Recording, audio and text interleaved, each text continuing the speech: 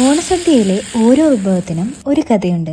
പക്ഷേ അച്ചാറില്ലാതെ സദ്യ പൂർത്തിയാകില്ല. പണ്ട് കാലത്ത് വേനലിൽ തന്നെയായിരുന്നു അച്ചാർ ഉണ്ടാക്കിയിരുന്നത്. നേരത്തെ ഉണ്ടാക്കാൻ മറന്നവർക്ക് പെട്ടെന്ന് ഉണ്ടാക്കാൻ പറ്റുന്ന ഒരു അച്ചാർ നമുക്ക് നോക്കാം.